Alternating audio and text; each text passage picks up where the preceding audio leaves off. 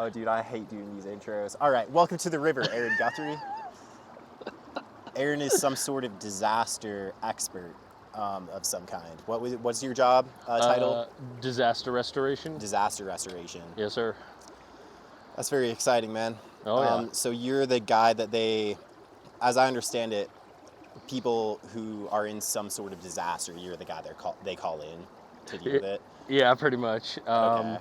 Yeah, I was working with a company called Surf Pro, Okay. and yeah, basically, if anything is under some form of disaster, whether it's like natural or from like the home, it's like a fire, flood, mold, things like that.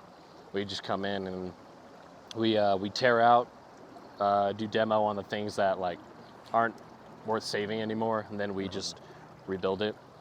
It can be, a section of the house or the whole house or building itself, Yeah. It just depends. That's wild. Do you have like a story that kind of demonstrates what you do, or just like something to get us cooking with? Oh yeah. Okay. I mean, man, I got loads of stories. I will say there was one kind of, or at least in my brain, it felt almost kind of like a cinematic moment. Was we were there was actually a chemical plant here closer on the south side that had a spill, and so like their half of their pipes had bursted, and so they had some of their just like sewage spill, but they also had some of their chemical spill as well. And so we had to kind of like clean up and then tear down, do demolition in a lot of the areas that were too infected by the sewage and chemicals. And this was like I said, it was a chemical plant, so it was fairly large, and we had several teams out there. And I think that was one of my first bigger commercial jobs. Yeah. And yeah, I think there was a total of 2, 4, 6, 8, 10, maybe like 12 guys. And, one of the first things we were going to do, or at least on my team, it was just me and one other guy, and his name is Yohandi. He was a Cuban immigrant. That's dope. And incredible guy, hard worker, very sweet, but communication was a little rough because English he was still kind of picking up. Interesting. And so, there was definitely a lot of times where I would, ask him to do something or ask for help and stuff, and it took a moment. Yeah. And, it was several of us, and our boss was there too. And, we were spread out all throughout the company. We were on the northeast corner, and we were about to start demoing the restroom. And, it's like a commercial restroom. It's kind of like big, several stalls, all this stuff. And, and we were just going to go to town with a bunch of like sledgehammers, just kind of gut it. But since we were, starting with like toilets and things like that, and like urinals, they had to shut their water supply off. Okay. And so I had a walkie-talkie, and we all had walkie-talkies, and, our boss was with the manager or whoever kind of runs that place, and he was, telling us he's like south side shut off, because it was a big place, and so they didn't just have one, water main shut. Right. And so they went through. He's like, south side shut off, east side shut off, and then he told me, "You're ready to go for demo." I was like, "Oh, all right, cool." And so we prep and everything, and I tell Yohandi to go ahead. And, we have electrical tools, jackhammers, things like that. And so he has he puts his earbuds in, which I don't know why, in all honesty, he put his earbuds in. We weren't using the hardcore tools yet. We were just using sledgehammers. Okay. But something that was funny was, I was still, we had to like map out rooms and stuff like that, get the square inch, all that crap. Yeah. And I was doing that. And as I was doing that, my boss was radioing me, and he was telling me, he was like, "Aaron, you guys have to wait. The water main it's not off yet. Yeah. It's not off." And as soon as he said that, I just turned and I see Yohandi just raising the sledgehammer, and he's about to. And I was like, "Yohandi!" And he can't hear me because he has and it was literally like like in my mind it was processed as like a slow motion moment. Yeah. You know, he was raising it and I was like, no. And so I literally ran to him to try to get him to stop. And and he was a bigger guy too. He was a bigger, strong dude. And and I ran to him, and as soon as he hit the urinal, just water just like it was like it felt like almost like a fire hydrant. Yeah. And the thing was, like, most places aren't like that, but because they were a chemical plant, they had like much higher pressure valves and things like that. Okay. And so it was literally like, as soon as I ran to him, as soon as he hit it, I pushed him out of the way, and I got hit with the water. Oh my God. And this water sent me probably like 6 feet back. No way. Like it like I was fine. He hit it, I pushed, and it just and I just flew, and I was just like, ah! And I was just and it was just so much water. And now it, like, I have the radio on me, and now the radio is like soaked and everything, and you know, I'm just on a corner, the water's rushing me, and Yohandi, bless his heart, but he's just like watching me. He's just watching this I'm getting shot with this water, and he's just standing there, and I'm just like, I'm disgusted, and the water's just still in my face, and I just start to like just roll. I'm just rolling like on the floor just to get away from it. And I still tried to use the radio, and it didn't work. And then I thank God I had my boss's number on my phone, and my phone was thankfully like I had set that down on a table, and so I went and like grabbed it, and I called him. I was like, Jonathan, shut the water off.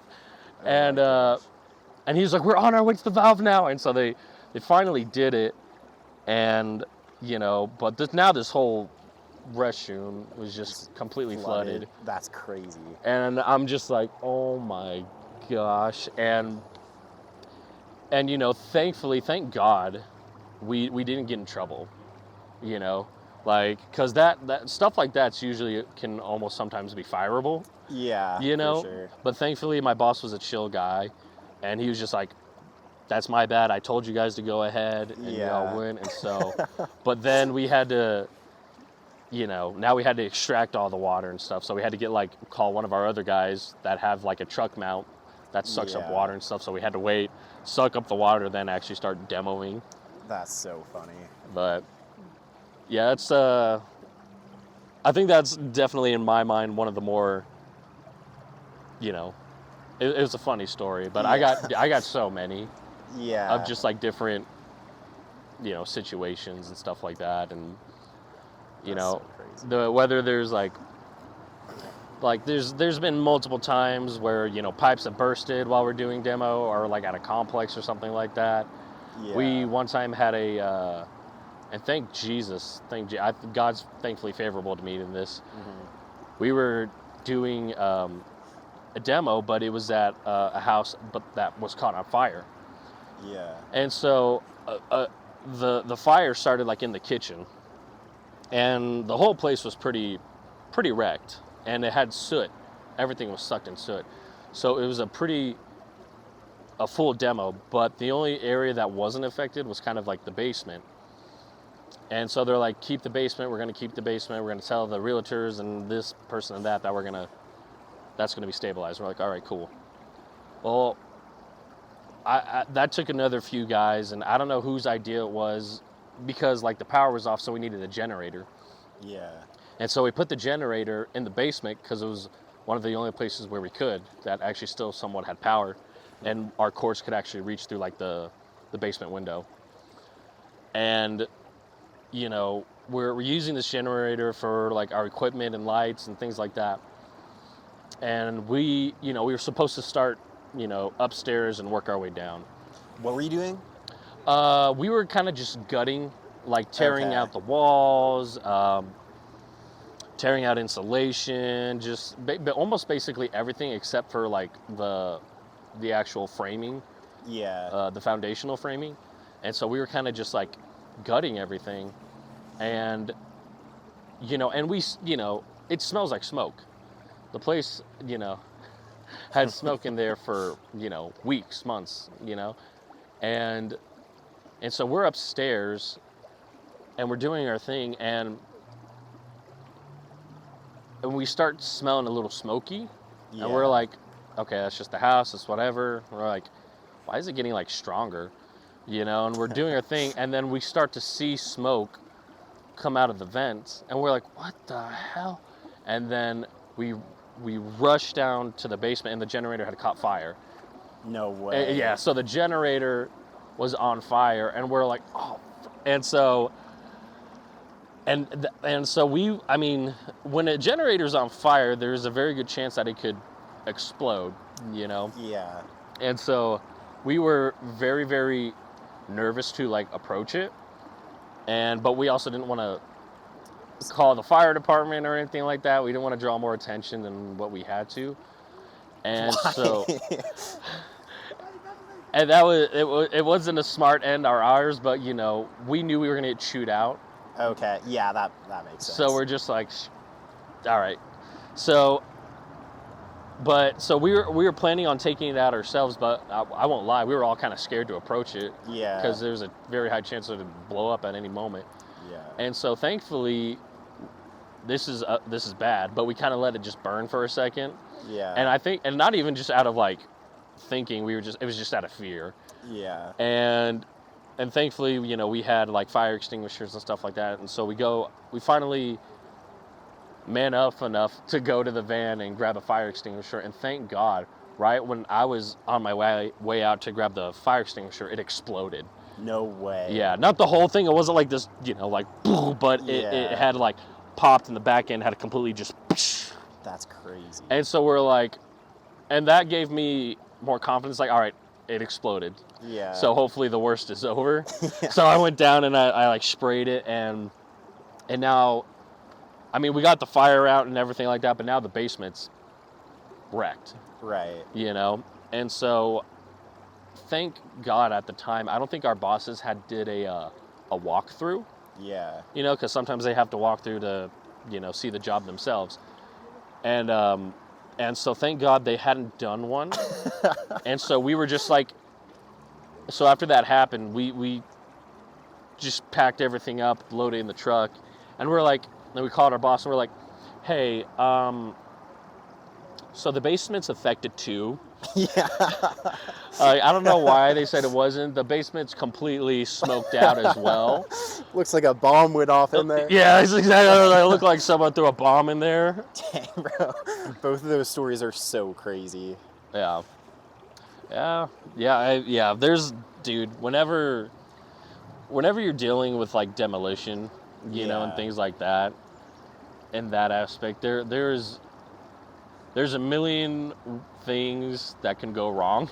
Yeah. And, only a few ways for it to go right. And so, yeah, dude, I have quite a few stories, and I have like just some, like a few funny stories. Like I remember one time, we're a 24-hour service, so we're on call. Right. And so we can get called at any point of the day, and we have a very big like coverage. We kind of cover almost all of Colorado. Dang. And thankfully I was with a coworker who I consider a friend, but this was probably maybe 1:30 in the morning, and I get a call, and they're like, hey, a person, their house kind of flooded, and we need y'all to go out and extract and stuff. And we're like, all right. It's just like extracting whatever the problem is. Yeah.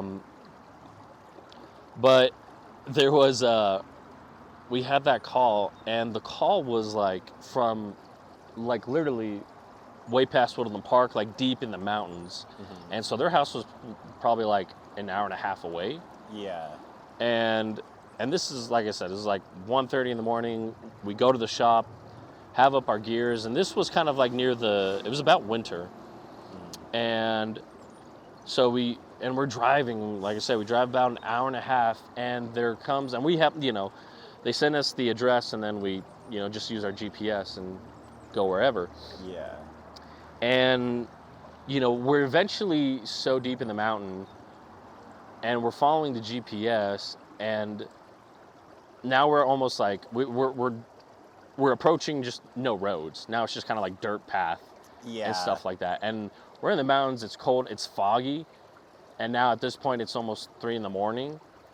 And we're driving, and we're trying to find this dude's house. And now it's just like we're literally like just like, and like it's no road. We're literally, it feels like we literally just went off road to try to drive upward. Yeah. You know, and so we're doing it, and we finally, and the GPS it's gone. Like it, you know, connection's lost, and we're like, so we're driving. We're like, freak, what are we gonna do? And thankfully, our boss is understanding, but our managers that were under him were less understanding. And so if they found out we just like gave up, they would be so pissed. Yeah. And so we're like, crap, we gotta at least try, you know, Right. like there comes to a point where like we physically cannot find the house anymore, you know, but we still, or at least, you know, my coworker who is, you know, above me, he's like, we got to keep trying. And I was like, crap, okay. And so we're keep going. We're just getting deeper in the mountain. And then finally, we start to see more of like a path again. And we're like, okay. Mm-hmm. But the further we go down the path, like there's like trees and stuff, but the trees have like hanging skulls and like, but animal skulls and stuff like that. And like bones and stuff. And I'm like, all right. And I look at my coworker, and we kind of just are like, all right. You know, and some hunters do that, you know, but whenever you're driving deep in the mountain at 3 a.m, you're kind of like, no, there's weird stuff that happens in these mountains, like, and so we're going, and just more and more, like, and it's one thing if it's like usually just around the house and stuff like that, but we're still probably a good maybe 5 to 10 minutes away, and it's just these hanging just bones and skulls and stuff like that, and we're like, good God. And we keep going, and then we finally reach a cabin. It's not even a house, it's like a cabin. And the cabin looks like, it almost looks abandoned from the outside. It looks abandoned, and there's like deer skin and fur and more just bones and skulls, and we're kind of freaking out, to be honest. So the skulls are like hanging from branches of trees and stuff like that? Yeah, it's like, they're like hanging from like branches and trees, like someone had tied them, you know, and then put them on the branches. Gee. And we're like who the hell does this? You know? And so we're honestly thinking this guy's a serial killer of some kind, you know? And so we're kind of freaking out, but you know what, you know you have a bad or a hard manager situation when you're like, I'd rather face a serial killer than my manager. And so we're like, crap. And so we're like, screw it, let's do it. And so we approach this cabin, and we don't even know if this is it. Yeah. You know, but this is the closest thing to the address. And so we pull up, and we probably just sat in the car for maybe like another 10 minutes. We're just like, oh my God. And so we finally get some balls, and we go up, and we knock, you know, to see, and we're like, you know, hello, Surf Pro, anyone here? Like, no one answers, and we're like, and you know, it's mandatory for us to like try 2 to 3 times. So we try again, and we're like, all right, no one's home, let's get out of here. And as soon as we start walking back, we just hear the front door just, and we're like, and I'm like, and I just turn around, and it's just this like old man. Yeah. And he's just like, y'all with Surf Pro? I'm like, yeah. He's like, oh, well, come on in. And he just, you know, he lets us in, and the outside looked like I said, for like a serial killer, but the inside was actually quite nice, you know, and he had this nice little fire, really nice, like, decorations and things like that, and we're like, oh, this is actually pretty tight. And the dude was, you know, he was just like, yeah, because he did like his own plumbing and stuff like that for that. He's like, yeah, my plumbing overdid it, and it was just like this little wet spot in the corner too. Oh, no way. It was nothing even like really crazy. Yeah. Like we didn't even have to try to, because that's another thing. Our bosses always make it sound 10 times worse than what it actually is. Really? And but it was just like this wet spot in like the corner and stuff, and we didn't. I mean, we extracted some things, but it was even just with a shop vac, just a few, and then we put our fans and things like that. And he was just like, "Y'all want to drink?" And we're like, "We can't necessarily drink," stuff like that. He's like, "All right," but he was very, very hospitable, and he gave us like a nice tip and everything. And so it was just, that was a very memorable moment, just because it's just like. Because I don't think people understand, like, it looked like a scene from a horror movie. Yeah. And in the middle of the night when it's foggy and you're in the middle of the mountains with no service, it, like, any little thing just, like, feels like way more than it is. Oh, yeah. Yeah. That's crazy. Yeah. But, yeah, that was always that was a memorable night, because when you have something like that and you have that much fear, a lot of anxiety is backed up, and then it's just this, honest to God, the sweet old man who's just like, I just need some help. And we're like, oh, okay. I feel like there's this like dynamic in the midst of a crisis where like everything's like going to shit left and right. It's like complete chaos. Yeah. But then there'll be like moments of just like where everything seems to pause and there's like lighthearted moments. Like it's not exactly the same dynamic, but I think it's like in times in my life when there have been like intense crises going around, there are always like a few moments thrown in there where it's like something really funny happens and it's like all the stress just like pauses for a second and everybody laughs, and it's like it's a very interesting dynamic. But those are like some of the best and like funniest, most memorable moments. Oh yeah, for sure. And Lord knows we've had quite a bit of it, because it's definitely a chaotic business. And so when something light happens or something just honest to God really funny, it just kind of helps put the stress at bay. And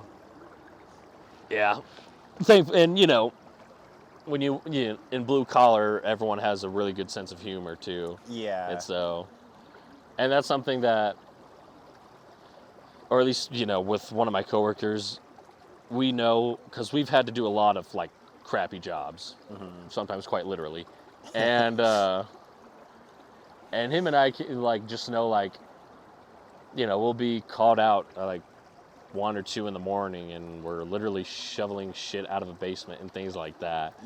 And just in hazmats, or in the middle of the summer in an attic where you're just sweating your balls off. And but it's not pleasant. It's not fun. But we always try to try to put a positive spin, or just make fun of the situation, or make fun of our suffering. Just because it helps us like to keep going. For sure. And not like crash out, because in jobs like that, man, I've seen so many people crash out. Like hard. Because doing like heavy demo, that early in the morning when you're dead asleep and you're called out to do that, and you've had like a whole week of that, because we've worked like a lot of like 80-hour weeks, when being on call. And so when you get to the tail end of that 80-hour week and you're doing something like that, most people are just like, I mean, I me too. Like I got fed up and stuff like that. But I'm a pretty chill individual, so I can keep it pretty cool.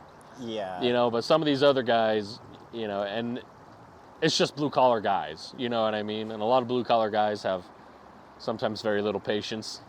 Right. And I've seen them just crash out and just start screaming their heads off and start throwing shit and just all this stuff, man. Do you get pretty good at like detaching from the situation? Oh yeah. And do you feel like that's transferable to other areas of your life? Oh yeah, for sure. Yeah, thankfully, because I've had quite a few trials in life, and those kind of helped me learn to detach in a healthy way, because I think there's a healthy way to do it and there's an unhealthy way to do it. For sure. And Lord knows, like, I think everyone reverts to the unhealthy way because most people just don't know how to do it. But that allowed me to definitely detach in a more healthy way, and to look past it too, and be more positive. And part of that's, of course, with the faith too. Yeah. It just definitely helps put a spin. So thankfully I kind of learned that kind of before the job, but it definitely was a new territory when you're working that hard and you're that exhausted. For sure. And then, so that definitely helped kind of help that level up in a sense, Yeah. where you're like, all right, I feel like I can kind of almost face anything now and be, pretty chill about it. So, yeah, I honest to God, I recommend most people, or at least most men, at some point in their lives do some type of job like that. Yeah. Because it just, if you allow it, it can definitely build a lot of character and kind of teach you to kind of keep going, you know? There's also some, like, I was thinking through some questions for this, and I was thinking about just, like, those moments of, like, crisis. And, like, there's some of the worst moments when you're in them, but when you look back at them, it's almost like you idealize them, and it's like you feel... There's something about just, like, having to, like, snap into, like, high gear, and you're, like, way more focused. It's like you enter a new part of yourself that you don't access otherwise, where you're having to, like, just go, like, you could be exhausted, or you could be drunk, or you could be, like, whatever, and, like, shit hits the fan, you just gotta, like, snap into it, and, just, like, I don't know, like, you can remember... I'm sure your memory of, like, the moments of crisis is, like, really specific and just, like, super detailed, because it's like you have to lock into it 100%, and it, like, I don't know, just, like, forces you to give 100% to what you're doing and be, like, fully in the moment. So I feel like it's not even the moment where it sucks. It's like the moments... It's like you're in the midst of a crisis and you're just, like, in the moment the entire time. You're not even processing it, and it doesn't suck until afterward, when you're just like, what did I just go through? Like, oh yeah. Yeah, because you're almost like everything's so busy, and it's going at 100 miles per hour that it's almost like you can't process it. It's like simultaneously processing it as you have to do all this stuff. And so, it's not till afterwards where it finally all hits you and you're like, oh my God, like you start to, kind of crash out, Yeah. But, that it definitely, because, when you have a job, especially, because like I said, sometimes we have certain contracts with certain companies or people, and sometimes we'll get called out, 1 or 3 in the morning, and we have to do an extraction and a gut and a demo. But then we also have to do it in a certain amount of time too. Because most jobs, it's just like, it's going to take as long as it's going to take, because it is a process. But some places, like, we need it done by this time. And you're like, all right. And so you have to, like, actually lock in, and then you almost have to take yourself out of your own body, and then just focus on the problem, and just keep going, or how it usually goes for a lot of times is, like, you kind of start out, like, halfway through the job, you're running on your own gas and everything like that, and halfway through it, you're just starting to burn out, and you're like, I can't keep doing this, there's, like, a part of you that's like, I can't, and then just something, like, it just switches, and you're like reality kind of hits almost in a sense, because when you're first doing it, it's all fine and normal.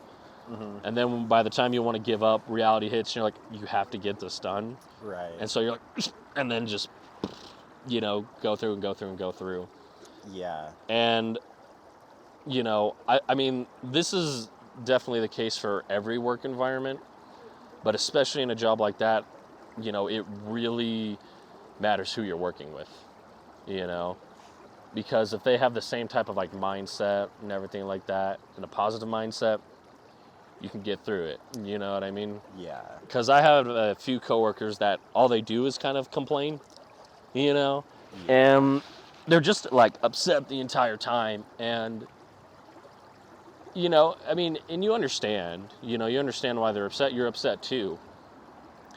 But at the same time, though, when you're just upset the entire time and you're complaining, it's draining to have to deal with that. Yeah. I'm like, dude, I'm already, like, physically drained from this, and to have to deal with put up with your ass is, like, also incredibly draining. Yeah. And that's unfortunately like half of the guys that I worked with. And thankfully, there's a few guys, and I'll mention this guy because I've talked about him a lot. My boy Pickle. Yeah. Yeah, I have a coworker named Pickle, amazing individual. Probably one of the guys that I'm actually like legitimately friends with. Yeah. But he has he's definitely crashed out hard too at times. I think we all have. But whenever we're like at a sucky job, he's always like, "We can do it. All right, let's just get to it." And he kind of pushes for that. And he was like, and he's always like, "All right, let's take a breather. We need to take a breather just to collect ourselves a bit, and then let's go hard." And I'm like, "All right." Yeah. And you keep that kind of mindset, you can kind of keep it going. That's fire. And so that's why he was definitely one of like my favorite people to work with. Because he just had a good attitude in a sense. And and he would always acknowledge it too. He's like, "Yeah, this sucks. This freaking sucks. But we're here. We got to do it. So let's do it." And I'm like, "All right." So he was also like a very motivating guy too, which is very important. And so, when you enter a workspace, you can't pick and choose who you really work with, unfortunately. Yeah.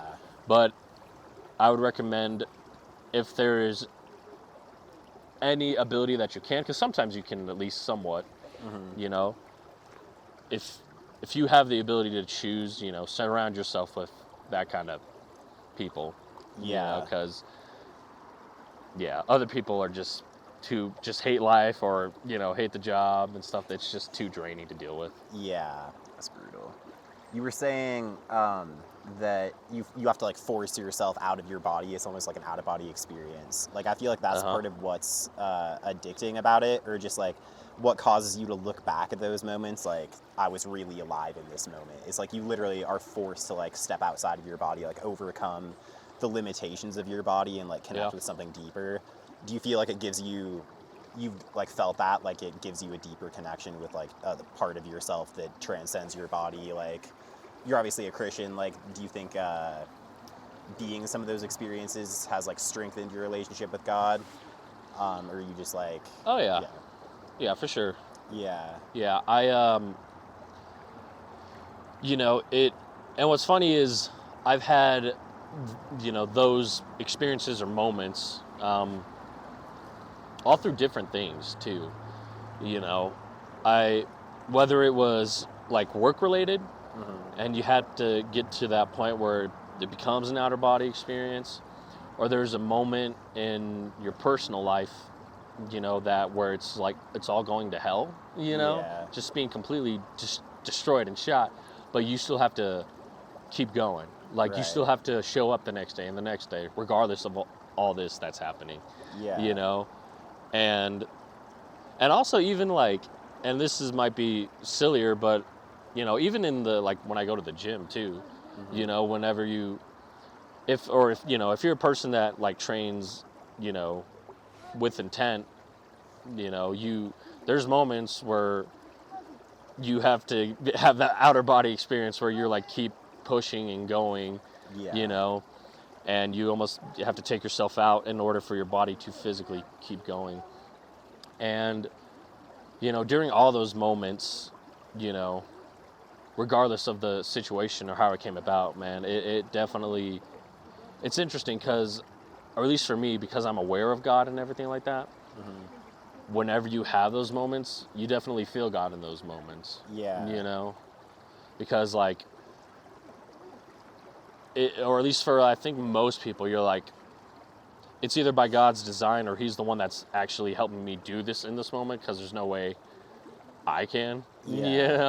Like you know yourself pretty well, and you're like, yeah, nah, that wasn't me. you know. Yeah. Yeah, that's dope. But yeah, it's but it's definitely also in that aspect, made God very evident. Yeah. Through all of it. And whenever you know, if for anyone who has a relationship with God or believes it, you know, the more evident he becomes, the more of a desire you have to get closer to him, you Yeah. know, and just to honestly just pursue that relationship with him, you know, Yeah. because it's like, I think everyone has the desire for like deeper understanding, you know, in one way or another. For sure. And so whenever you have those moments and you feel God in those moments, it's almost, you know, it's enlightenment in a sense. And then once you kind of feel that, you're like, oh, I want to get closer to that. I want Yeah. to see what, almost like how I can even harness that, you know? It sort of forces like a state of surrender and takes you out of your ego. Yeah. Because there's nothing you can do about the situation you're in. Exactly.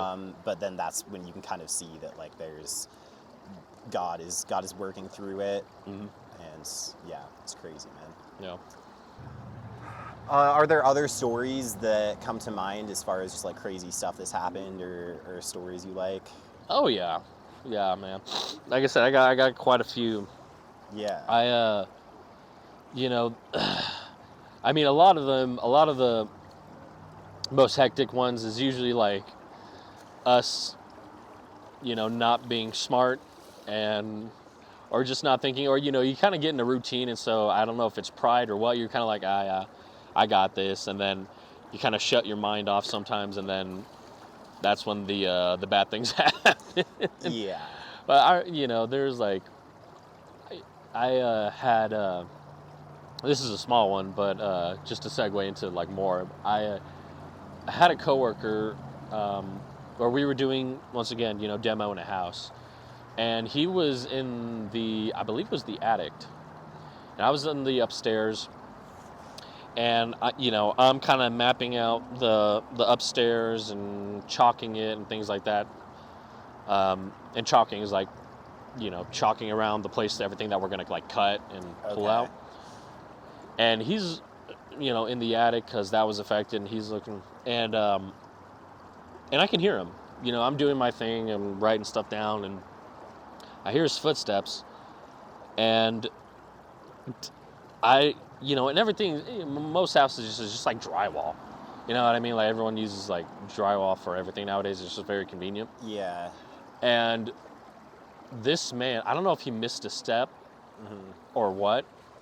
He was, and I, you know, I can't see, but I'm doing my thing, and I just hear, and I look up, and he falls, but I just see this big, but I just see the drywall. Yeah. And so but he's on top of the drywall. I don't know if he just like that, and it's literally on top of me. Gee. And I didn't know, like, he was on top of it. I just saw a big cutout of drywall just fall. And so I put my hand up, and then, but unknowing that he was on top of it. Yeah. And so I was like this, because drywall's light, you know what I mean? So I was just going to go like that. It was whatever. But then he lands on it, and thankfully I'm at least, I guess, somewhat quick enough, because he definitely broke, like, my hand. Not broke it, but, like, broke my stiff, you know, the grip that I had. Yeah. And then I at least slowed it down, and then it hit like my head, and I went like that, and he just fell and just rolled, and he was just like, oh, fuck. And I was like, and it shocked, you know, like your body's in shock, because when something that quick happens, you know, you almost don't register that a person fell on you, you know. I'm just seeing drywall, so I'm expecting it to be drywall. Even when he fell down, I didn't realize this man literally just fell on top of me. He basically like stepped on my skull, and just, you know, when I toppled him over, and we were both like, he was looking at me, and we were both just like processing what just happened. Yeah. And then I was just like, Pat, you're all right? And he was just like, yeah, man, I'm good. Are you? And I was like, yeah. And thank God, like, he was a lighter dude. You know, you know, he's about my height or maybe a little bit shorter, and thankfully he was a very, very lean build. Yeah. And so it wasn't like super heavy, but that being said, though, you know, still probably around 160, 170 pounds. Yeah. And a 170-pound man fall on your head. That's crazy. You know, it was an experience, and I didn't realize in my head he actually cut my head open a little bit. It wasn't like insane, but I was fine until, you know, I'm looking down and, you know, we're kind of gutting some things and a little bit of blood, and I was like, oh shoot. And I went to like the restroom, and I'm all looking at my head, and there's like just this blood streak. It just, you know, in my hair and everything, and I was like, crap. But I, you know, as I was touching it and feeling it, I mean, at least in my opinion, it didn't seem like it needed stitches or anything. Yeah. So, but who knows? Maybe I got some weird wonky scar on the top of my head now, and I don't know. You know, but yeah, stuff like that. And I, you know, and that happened to me. But what happened to me was I actually fell. I fell 3 stories, and but the thing was, like, we were finishing up gutting a house, and it was one of those nicer houses closer to the mountains, in like a Cheyenne Mountain type area, and so it was like not a mansion, but it was a big house, and we were almost done gutting it, but we had gutted to the point to where it was almost literally just like the studs and the framing. Yeah. And so in order to reach certain things, we just had to put plywood to, you know, to actually walk across. Yeah. And that's shady. Yeah, and it was and that was the thing, like, you know, people, you know, will do sometimes shady things whenever budget is small. And so we're like, you know, we told our bosses, we're like, we can't really maneuver now. You know, they're like, just swing like a monkey and then put plywood wherever you need to. And we're like, okay. And so, you know, there was near the corner of the house, and I don't know who structures these houses, you know, like, but I swear, because, you know, sometimes when the framing's there, it's just like this, pop, pop, pop, pop, you know, let's like a piece of wood. Then all of a sudden, just near like the corner of the house, it was a lot wider. It was just shoop, shoop, and I was like, okay, it's whatever. And usually, you know, I'm usually not too afraid to kind of get into those corners and do my thing, you know, it's whatever.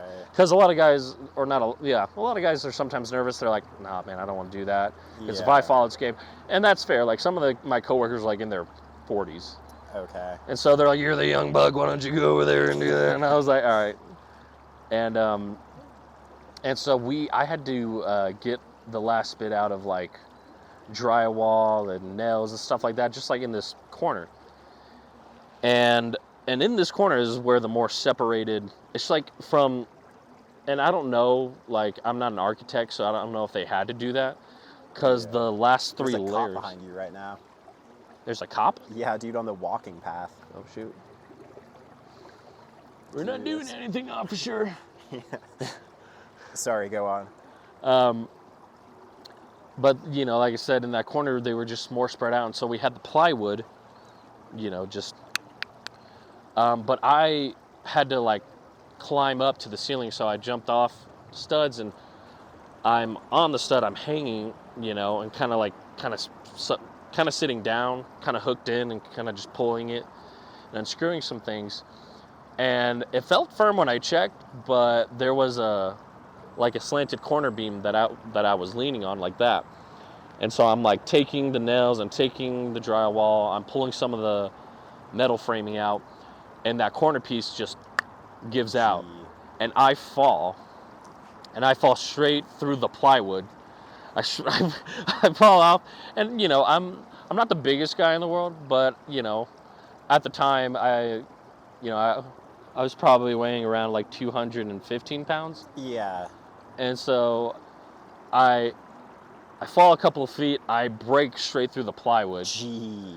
And I break through that, and then I break through the second plywood. No way. You broke through 2 levels of plywood? Yeah, I broke 2 levels of plywood, just and then I finally like hit the floor. Yeah. And I'm like, gee. And, you know, it was funny because there was probably, I think there was like 3 other guys. There was 4 of us. Yeah. And they saw me and it was one dude who's like in his 40s, the other guy's in his 30s, and one other guy who's my age, like in his 20s.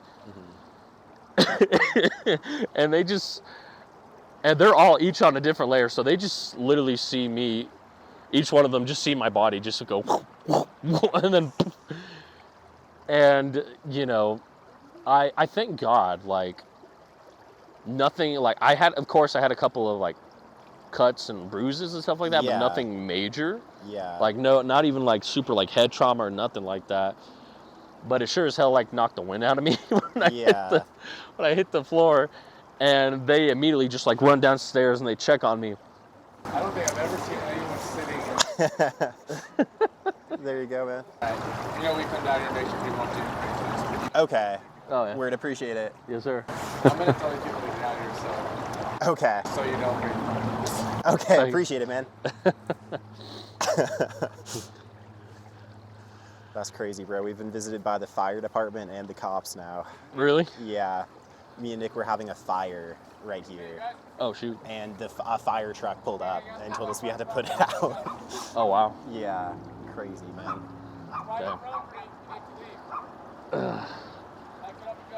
But I'm sorry your story got cut off, or was it kind of finished? You fell through 2 levels of plywood, got all dinged up. Dude, when you fell through the plywood, did it like cut you? Yeah. Yeah. Oh, yeah. Thankfully, because like, this was probably, this was also kind of in winter. And so we have uniforms. And so like we have to wear like boots and pants and certain shirts. Yeah. And thankfully, that, like I said, that place was pretty gutted, so it didn't have like heat or AC or nothing. Yeah. And so thank God that I was like wearing like a coat. Yeah. When it happened. So I was thankfully at least somewhat layered. That's very good, bro. So I think was one of the main causes, but because I had a coat on and everything like that, so that definitely helped. Yeah. I mean, when you fall, 2 to 3 stories, you're still gonna get falling through plywood and stuff like that. You're still gonna get a little cut up, but thank God that I was layered up, because it probably would have been a lot worse, or at least the cuts would have been a lot worse. That's so crazy, dude. Did you get workman's comp for that? No, because this is once again a sad thing. Your managers are devils whenever you would rather go out limping for a while before you tell them like this happened, because it's like, I mean, it's hard because we have these type of managers that will blame you, but when things go awry, it's like due to the conditions that they set up for you. Yeah. And so it's like, well, they would have gotten that. I'm like, oh, well, you weren't harnessed in or this or that. I'm like, we didn't have any. And you told us to put plywood down. Like, what are we supposed to do? That's so crazy, bro. The amount of shit we go through so people can avoid lawsuits, like, is crazy. Yeah. That's so insane. Yeah, like we had the same thing happen to, what are they called? A temp. Not to that extreme, but, we were doing a demo at a house and a temp just fell through, even the floor. It wasn't even just plywood. He fell through the floor. Gee. And he was a dude like in his 50s. Gee. And he fell through the floor, and thankfully he didn't even fall even fully through. Like, his body was like up to right here, man. Yeah. And he's just like, help! You just see this, upper chest and arms, and this 50-year-old guy is just like, help! And one of our managers were there, and she was honestly just pissed at him. Like, it was nothing he did or he could control, and this man literally fell through the floor, and he's cut up. Like, this man was like cut up. Jeez. Like one of my coworkers had to take him to the ER to get checked out. Yeah. And and all my manager was she just pissed. She didn't like help him or nothing like that. And so it's crazy. Whenever you work for like a corporation and stuff, it's just like it's just awful at times. The way that, because we were treated like sometimes very poorly. Yeah. Like from our managers to our boss to the owner of the company. I heard the owner of the company talking to our boss, and he was not happy with him for, good reasons, but I overheard him, and he was just like, listen, man, you're expendable. All of y'all are expendable. So I don't need this type of shit. Like, kind of, and I was like, well, that's nice. Yeah, That's nice that the owner crazy. just sees us as these expendable chess pieces, like. Yeah. So, yeah, it's definitely rough whenever, your bosses kind of see you that way. I mean, and that's how it is for most corporate jobs and things For like sure. that. I mean, just most jobs, period. Yeah, even just most jobs, Yeah. But especially, whenever you have like a mandate of, like profit, you just usually like a lot of like salesmen, and even though we're not salesmen, we have to make certain numbers, to turn that profit. And, the more higher you go up, the more people just see you as numbers, Yeah. So, that was a very big unfortunate part of the job. I mean, of any job, like you said, really, which it sucks, but, Do you do the investigation piece to find out if like something you're responding to is somebody committing insurance fraud? Yeah, I mean, we we don't deal, like, we'll be sent out, Yeah. and we'll like look at everything, and we can do like the physical investigation. And Lord knows we've definitely done that as well. Because we've had, thankfully, I mean, I honest to God, and maybe it's just the jobs that I was sent to, I was actually shocked that it actually didn't happen as much as I thought it would. Yeah. But it was we definitely, had a few cases, where they would tell us their story, and then we would look at the damage, we're like, this doesn't add up, Are there any of those that stick out? Yeah. I'm trying to remember, because I mainly remember this lady. She was probably like in her 40s. Yeah. And definitely the definition of what we call a Karen. Yeah. And I'm trying to remember the details, because long story short, she had set her own place on fire for an insurance claim. Right. And that's what it was. So she had stated, because most fires usually happen like in the kitchen due to like cooking mishaps, and a lot of like oven fires, and like oils catch fire and people aren't paying attention and things like that. And so she was at least like somewhat smart enough to say like, yeah, that's what happened. But as we were looking through like the fire and everything like that, and how she described it was like the oven had caught fire from when she was cooking, and then the oil had spilled up, and then that's where, everything else caught on fire. Well, when we were actually investigating through the fire, we saw that the origin point of fire was on the other side of the kitchen, and so we were like, and so it was kind of just like going through that. We're like, okay, well, she said the fire started here, but when you learn like how fires start, or how they look when it starts, you're like, that's kind of fishy. How do you find that out? Is that?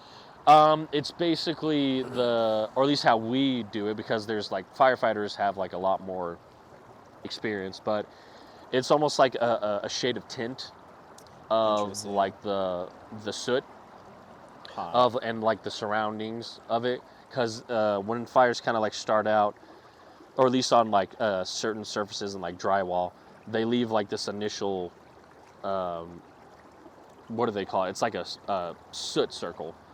And so you see kind of like the soot circle, and where it's basically, and it's pretty like easy, like whatever's kind of like the darkest and tinted, and it's also like you can measure like how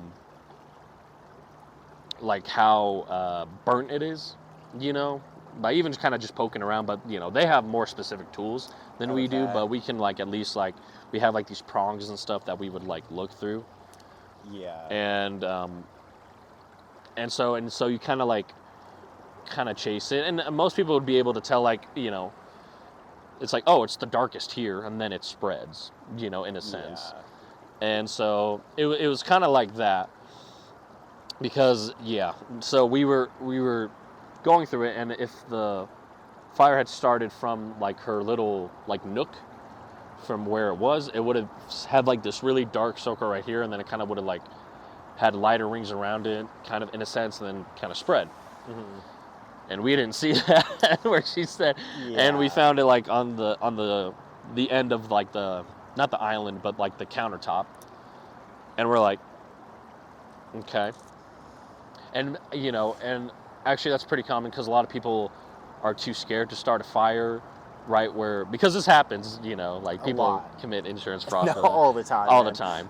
Yeah. And so most people are usually too scared to start it where their oven is because they're afraid it's going to either get out of control, or something's going to explode before they can get a safe distance and stuff like that. So most people will try to start it like in a more safe area. And then there's also like and like I said, this is more like firefighter knowledge than we have, but most people also use like some type of oil or gas and stuff like that. They'll like, sprinkle, and then you can usually see almost kind of like the lining of the fumes that were like burnt.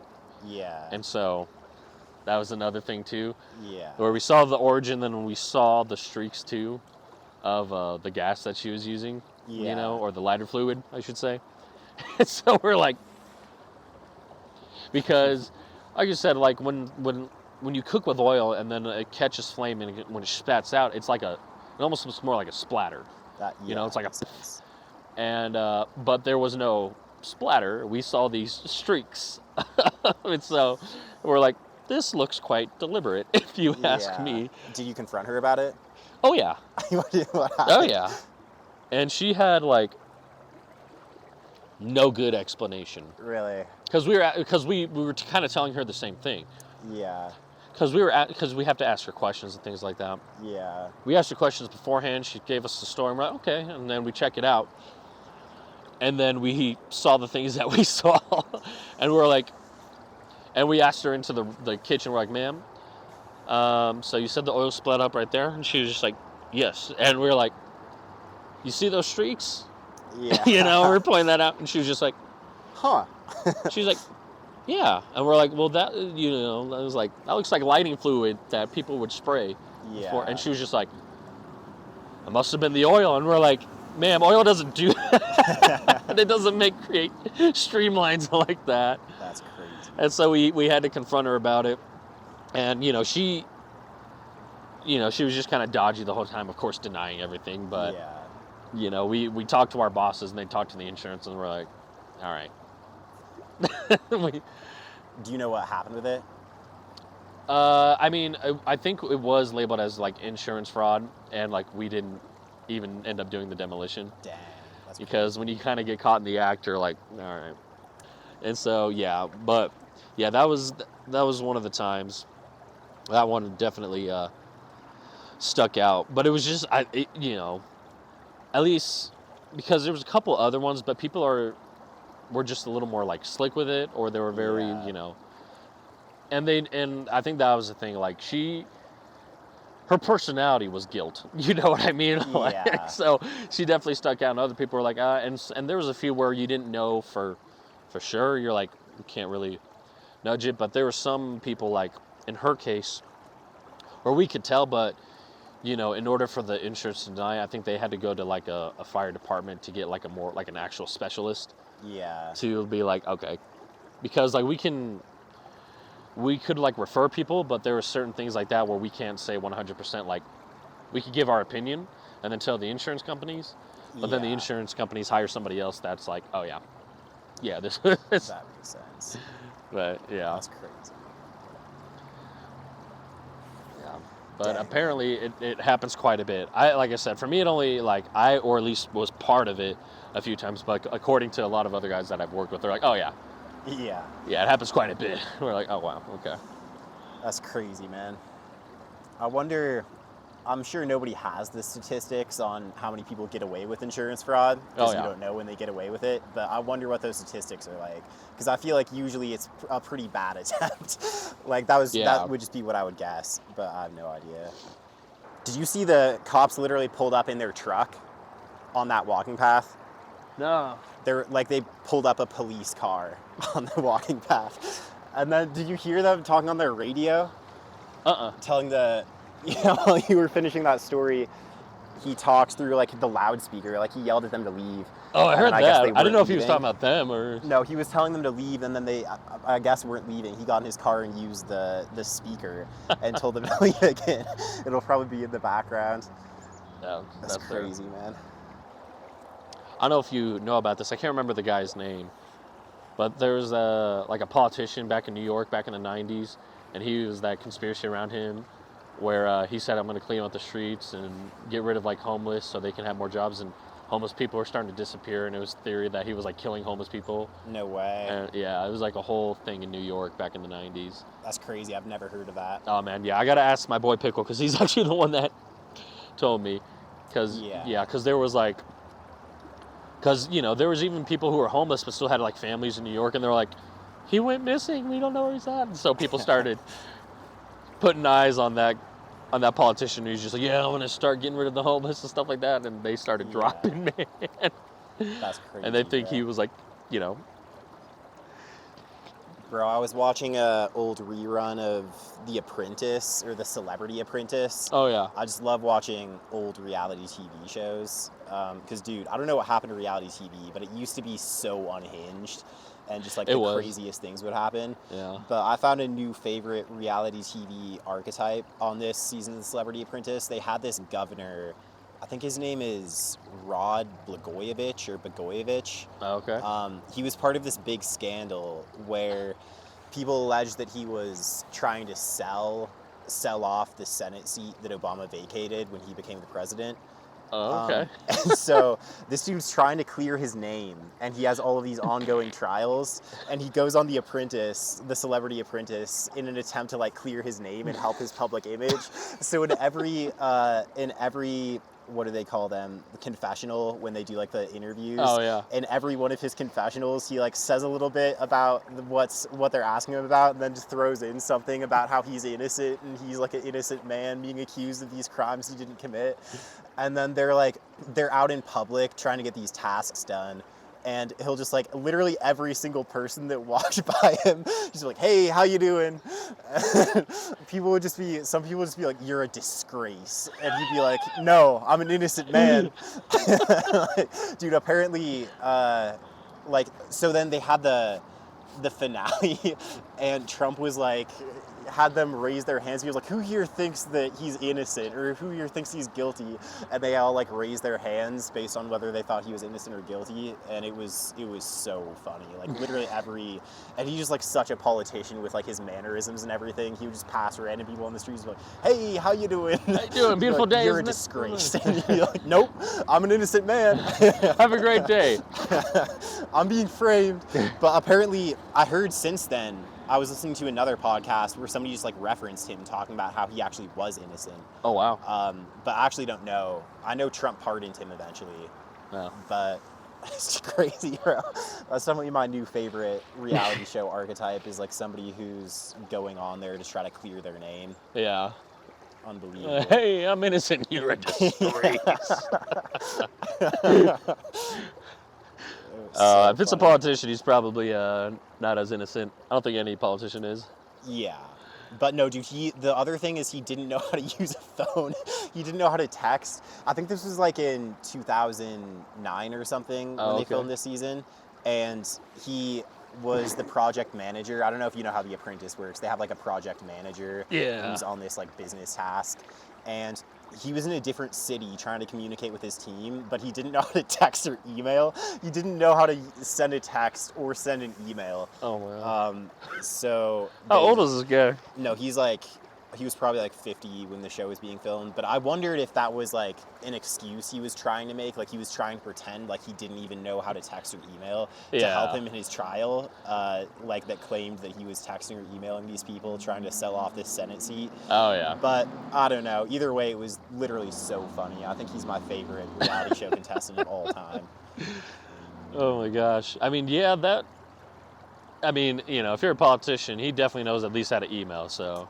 But Well, allegedly he just had guys doing all of that. Like, dude, a lot of them are just like do literally nothing. They're like just a face, like an actor. Oh, and yeah, they just have administrations around them that literally do everything for them. that's fair. So that's kind of like what it was seeming like, unless it was all just like a ploy. I mean, that's how I feel. Even the president is just a face. Like, For they're sure. not really ever Yeah. doing anything, you know. Yeah. No That's all they doubt, are. Is man.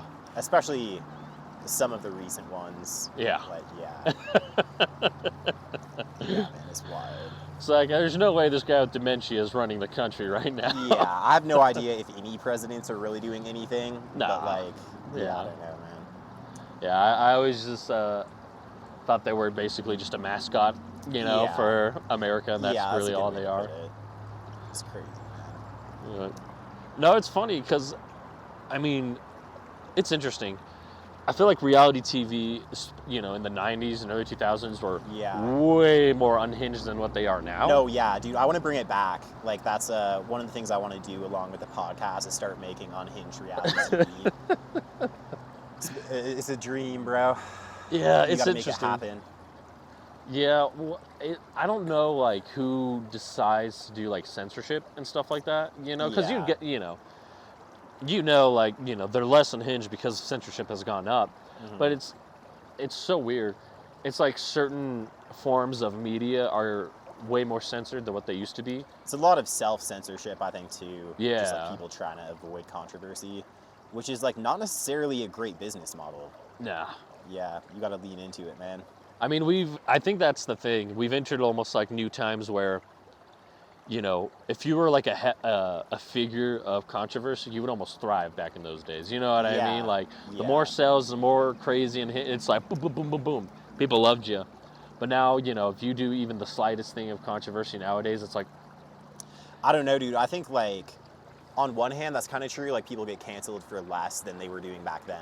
yeah. But on the other hand, like people are so just like dopamine fried that they need to go to insane lengths of shock value to like get attention. That's what I was saying in a minute. Like who does censorship? Because it's like certain things are a lot more censored than what they used to be. But at the Yeah. same time, though, there's other, platforms and that are just way, like, you can almost do anything and everything. Yeah. And it's deemed like fine. And you're like, who's what?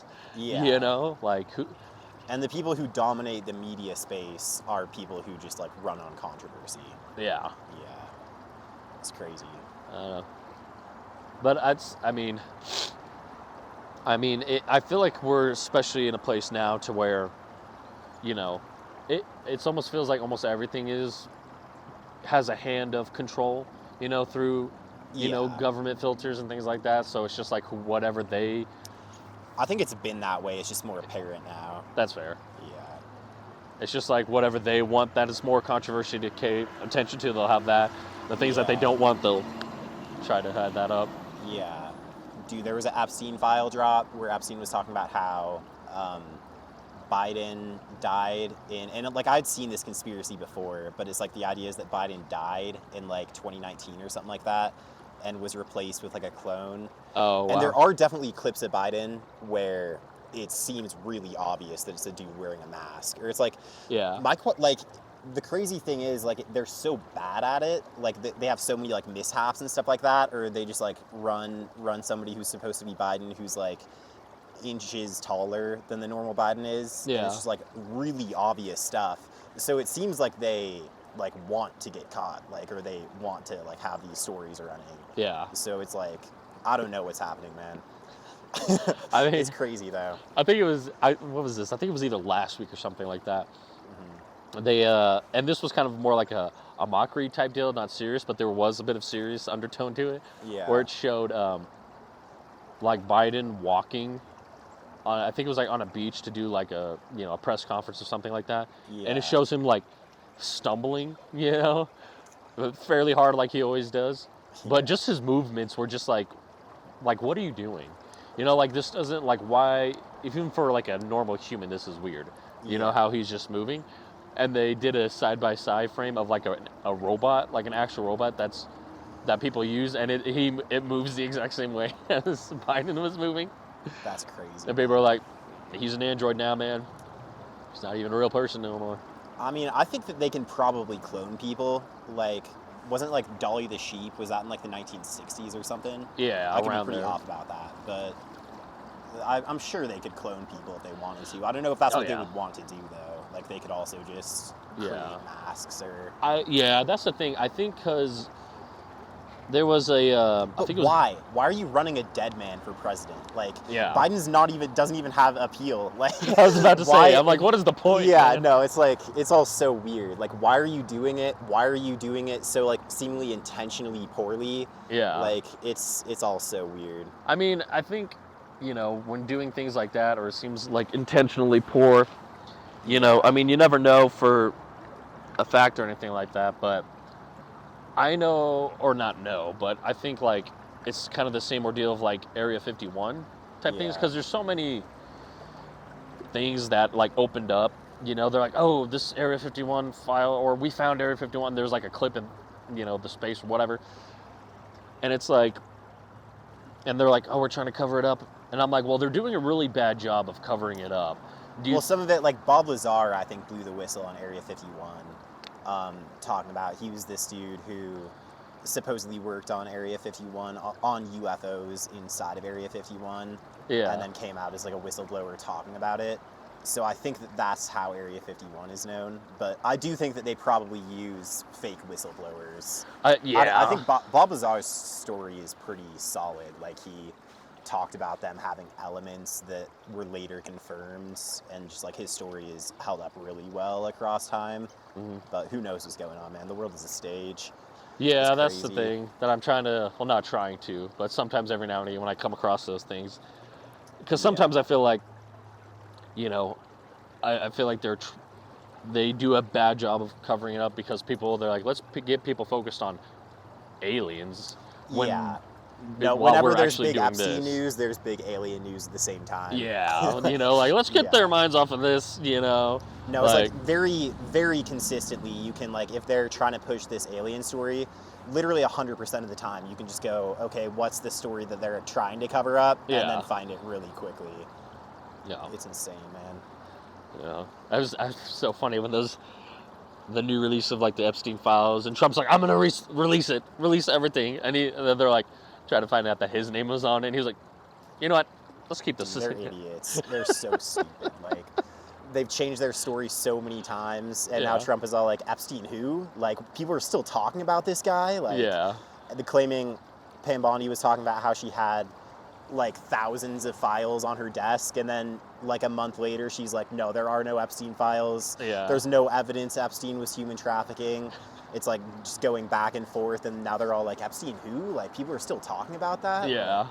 Kash Patel literally looks like he has a gun to his head, and it's crazy, dude. Like, literally, it seems like he's doing that intentionally. Like, if you look at Kash Patel's body language and stuff, it seems like he's trying to communicate, like, guys, I have a gun to my head. Like, this is not my fault. Yeah. Like, just insane bug eyes, and, like, it seems like he's doing that intentionally. Like, he's trying to, it's crazy, dude. Who knows what's going on, but...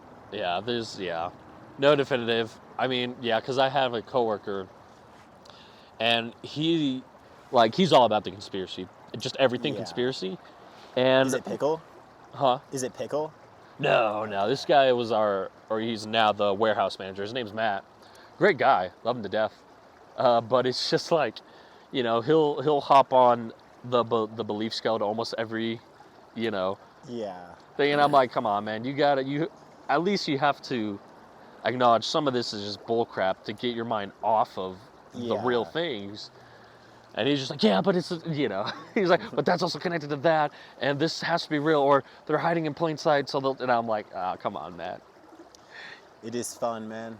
I do think that, like truth is stranger than fiction. Like, some of the things that are true, if people were talking about them, nobody would believe them. For sure. It's insane, dude. Yeah, I have a family friend of ours. He's a pastor, but he was in the military for a long time, and I'm trying to remember I think he was in the Marines. And this was maybe 2 years ago or so. It was him, my dad, me, and another individual, and they kind of started talking about like, do you believe in aliens? You know, like they kind of got into that, and the guy who was ex-military, his name's Bob, and he was just like, and he kind of said the same thing that kind of like how I processed it was just like, he's like, but he's a lot more like just stick to the Bible, you know, type deal, and he's just like, the Bible doesn't mention aliens, so I don't know if I. You know, but Not I was aliens, but like the Watchers and yeah, he's like, I believe in the celestial beings of the different, you know, things like that. But as far as like green men with antennas and things like that, he's just like nothing like that. But you know, but he was talking about like Area 51 and stuff like that, and he was what he said, and I agree with on this end. He was just like, he's like, I think Area 51 is just like to get people to focus on aliens and stuff, you know, what's actually going on, because he had to do, you know, in the military, a lot of guys do like night runs for whatever their general, because like the military is also like, you know, kind of scheming and corrupt in a lot of ways as well. What? You know, what? What? What are you talking about, man? Those are patriots. God bless America, damn it. Like, and so they would do like, you know, night runs to steal this or that for their general and things like that. Yeah. And he was, and you know, he was like, dude, I did a few night runs where we were stealing things from certain facilities, and he's like, and I saw and heard some of the most craziest stuff, you know. He's like, I don't think, you know, they have aliens, but he's like, I wouldn't be surprised if they had like energy-based projectile weaponry.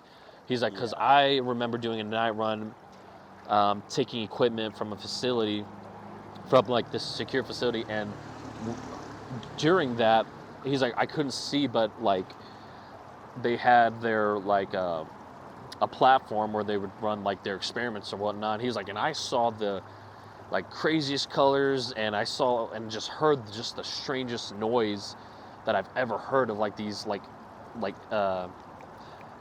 kinetic, like energy vibrating type stuff, just like he was like, I've never to this day never witnessed or heard or seen anything like that. He's like, and I'm thinking they're making stuff like that and keeping that from us than all this other stuff. And so I was like, that's interesting. And I'm like, I believe it too.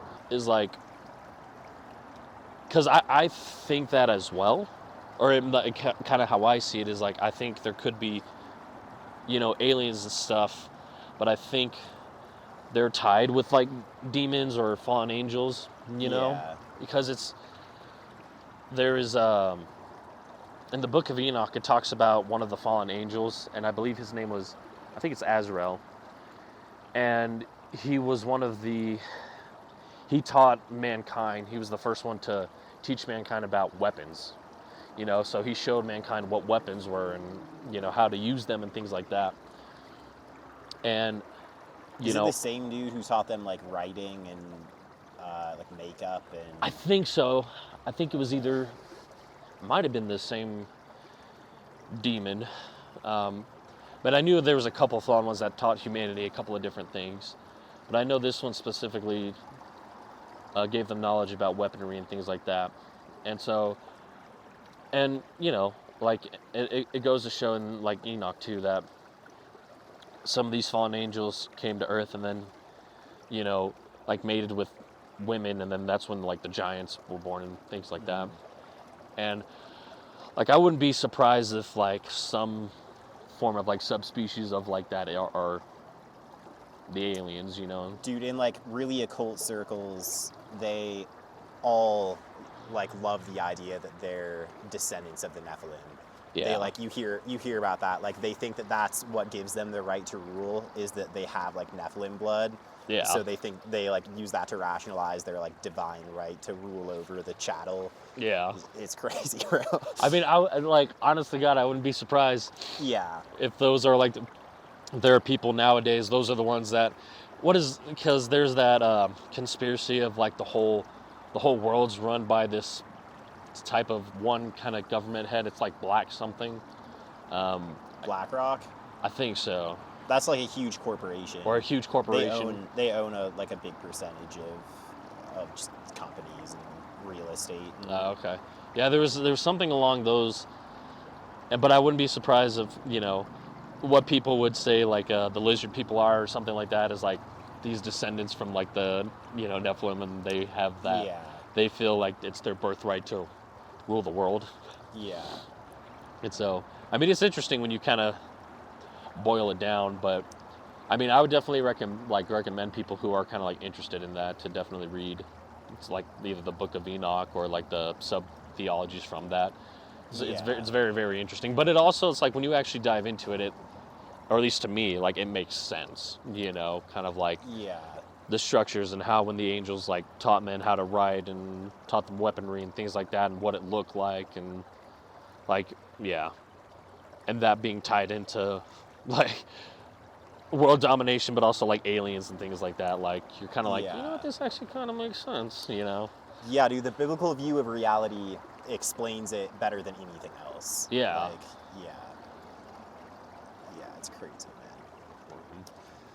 Crazy world. So it's a crazy world. A lot of fake information out there. Very tough to find out what's real. But I hope that we see a lizard person sometime soon. I can get my eyes on one of them lizard people sometime, please. Yeah. I'll catch him for myself. Reel them up like I did them gators. Catching lizards out in the Nevada deserts. That's what we got to do. That's what we got to do, brother. Yeah. No, it's well, like what you said, the truth is stranger than fiction. Yeah. And so, and I think it's, because of all that. Yeah. Where you're just like, whoa. And I think since a lot of things weren't meant to be known, or at least by God's eyes, he's just like, y'all weren't supposed to know this stuff yet, or at least yet, but I was like, y'all can't handle the truth. Yeah. It's crazy, man. Wild stuff. Wild stuff, brother. Hell yeah. Is there anything else you wanted to get into? Oh, man.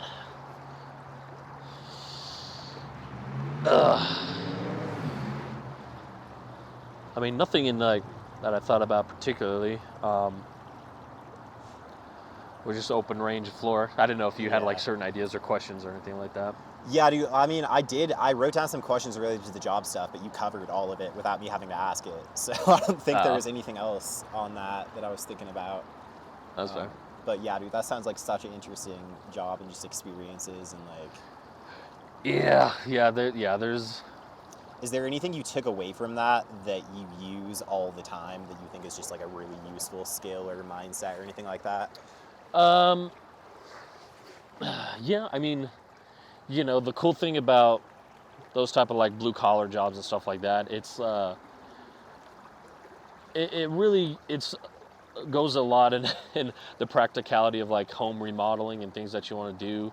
Mm-hmm. This job definitely helped. For now, like whenever I have a house for myself, if there is a problem, I feel a lot more capable of just like fixing it myself instead of hiring someone. It also helped in that aspect of like, all right, like what's worth doing myself, what's not, but now I feel a lot more confident because, God willing, I hope I have a family of my own one day, and I think as a man, you want to do things for your family, you want to do things for your kids and your wife and, just being more confident in like, whether it's doing add-ons to the house or, fixing something, things like that. I know now how to like replace sinks and things. Just some nice practical knowledge. Yeah, it gave me a lot of home practical knowledge, which I'm very grateful for because before that I didn't, really have a whole lot, just like basic stuff. But it also gave me the not even aspiring, just the work ethic to do that as well. So I'm grateful for that, because that job definitely installed that in me, and so that's fire. Yeah. Let's go, man. Well, thank you for coming out. Oh yeah, it's getting cold now. yeah, I can feel it. The sun's going the sun's going down. It's getting a little more breezy. That's crazy. It's getting a little chilly. Well, hell yeah, man. This has been a podcast. Cheers.